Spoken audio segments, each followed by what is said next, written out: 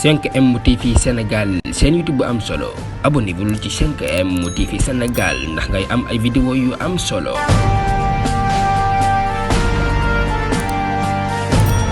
mbokk yi siifur 5M TV Sénégal dal leen ak jàmm ci xibaar président Sonko defati na lu rafet lool foofee ca Ziguinchor mu di rek école yi nga xam ne dafa nekk foofee ca diwaanu Ziguinchor te amul lenn loo xam ne du ko wër amul miir bu ko wër amul lenn loo xam ne du ko wër tax rek moom daal mu fas yéene taxawal la nga xam ne moo di ay miir foofee ca école yi nga xam ne moo nekk foofee ca Ziguinchor ngir rek mën a sàmm kaaraange ak ñi nga xam ne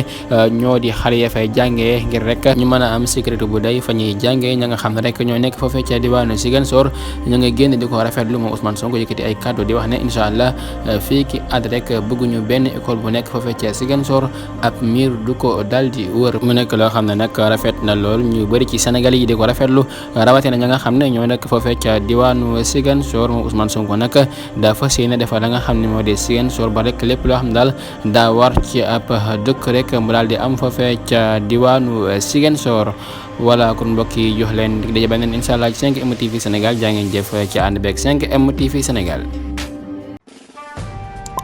5M TV Sénégal seen YouTube bu am solo abonnez-vous ci 5M TV Sénégal ndax ngay am ay vidéo yu am solo.